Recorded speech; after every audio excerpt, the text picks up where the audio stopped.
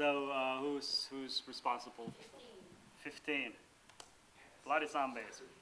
So this is a game made for Gamma 256, and the idea of Gamma 256 was to make a game that's in 256 pixels in resolution or less. So this game is about a guy who has a lawnmower and his girlfriend has been kidnapped by zombies. And there are zombies here, and then you can use your lawnmower on the zombies, and there will be blood. If you use the lawnmower in the blood, you can blood surf and you can jump higher. So basically I can't jump out of this pit, so I have to kill these zombies to get more blood, and then I can do my blood jump out of there. So this the whole reason why I made this game was when I realized that if I'm going to do a low resolution game, it allows me to do liquid physics so that I can calculate every pixel as a liquid property. Which you can't do very well. Like liquids in other games usually suck, or they don't look very good. Awesome. 7. Do it. 7. Cacodemons Barbecue Party. This is a game about a Gacodemon who's organizing a barbecue party in hell, and they're grilling kittens for their guests, and as you know, kittens are kind of hairy, so you have to remove the hair before you grill them, and you remove the hair by spinning them in the air. So this was a game I made basically in one day. This game started out with the idea of having a guy being in like a postal office, or like, it was actually hell, I think, yeah. There was like a guy or demon in hell, and he would have to sort the souls that would come in. And I made that. Like, I made this prototype where you're controlling this guy and things fall down from the top. And I realized that putting them down into different boxes was not very interesting at all. But then I noticed, like, playing around with the prototype, I noticed that spinning things, like, it was way more fun, like, just spinning things. So then I basically decided that, okay, I'm going to make the game based on the spinning action. So the idea is that you get points by spinning things. And then I had to come up with some kind of a fictional story and explanation to that, which came up to be that it's a barbecue party and you have to remove the kitten's hair.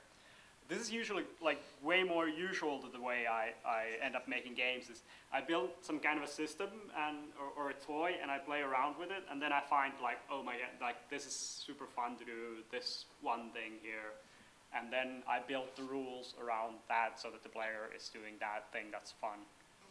So this is a shoot 'em up game where you shoot and kill enemies, and when you die in this game, you go back in time.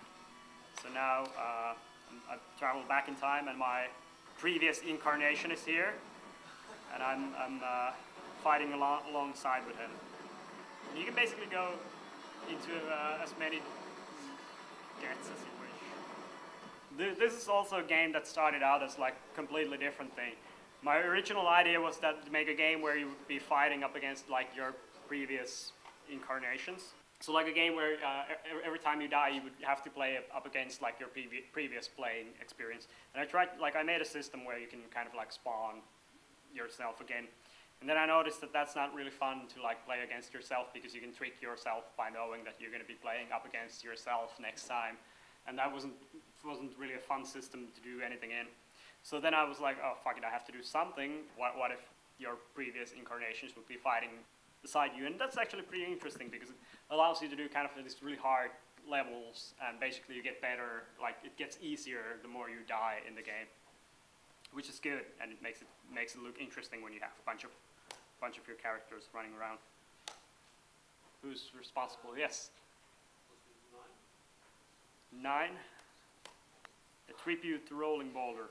This is a tribute to the Rolling Boulder from Raiders of Lost Ark, because I think that is one of the best enemies in the world. You're playing as the Rolling Boulder, and ever since the Indiana Jones games came out, there's people who want to take your golden idol of fertility away. So you have to protect the honor of the tribe. So you're controlling the Rolling Boulder, and there are these Indiana Jones looking characters that come up, and they try to get to the idols on the top, and your job is to kill them by rolling over.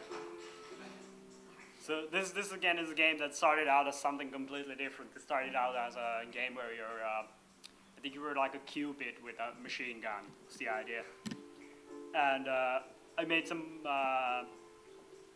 ball physics thing testing out, and I couldn't get anything interesting out of the shooting a machine gun with a ball figure that can fly. So then I decided to go with something else, and I played around with like physics properties of controlling the ball, and then I decided that okay, I'm going to do it as a tribute to Rolling Boulder.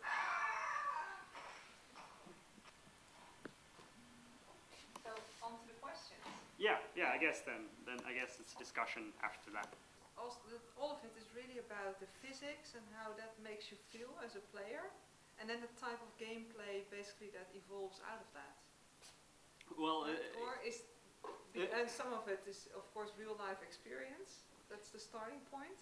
Yeah, there's part of it is about the feeling of like how it feels, but part of it is well, I don't know if it's a game designer habit, but every time I play any game, I basically go out and I try to map out the possibility space of what you can do in the game.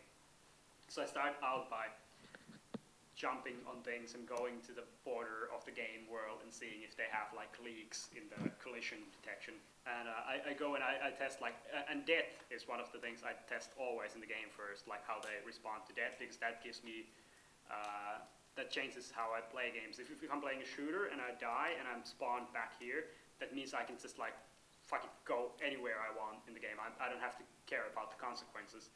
But if I'm playing Spelunky, which goes back to the beginning of the game and you lose everything, that changes everything how I play about the game. And I do this with like save games and like all kinds of things like that. So that's what I do with my prototypes and toys, is I start out by like mapping out all these things, and then I find something that's kind of interesting, and then I try to build the game rules from that interesting action. What's interesting there is that you're actually letting your players be designers as well in a lot of your games. Yeah. And like most games are for consumers, I guess, and most people, like most kids, don't even like building things. They like playing with soldiers, and like it's a smaller portion of the people. Yeah. How does that like work out on the other side of your games when people start playing them?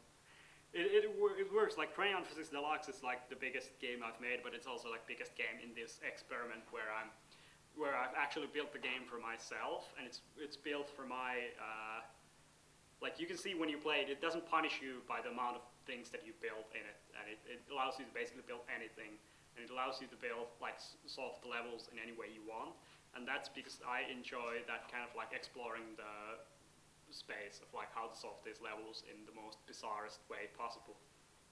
But most players are optimizers in a way. So what they end up doing is they end up finding one solution that they kind of brute force to every of the levels, which gives them not as maybe not as interesting gameplay experience, because it's not like the challenge level is kind of low, and they don't actually explore the system beyond the challenge level that I've set them to do. So it's more interesting also for people who like building things or designing them. Yeah. I think it's interesting for the people who are that kind of like have that kind of mindset of exploring. So what you're saying is actually that as a game designer, your role is to trigger your players to really experience the possibility space of your game. So to create an interesting possibility space, but then also to push people.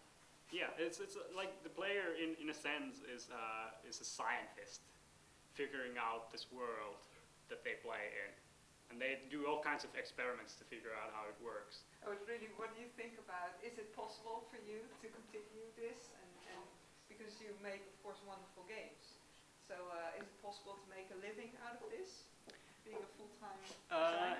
I'm actually like, I'm making my living off of Crayon Physics Deluxe at the moment, so I'm surviving on that, but I definitely think it is possible.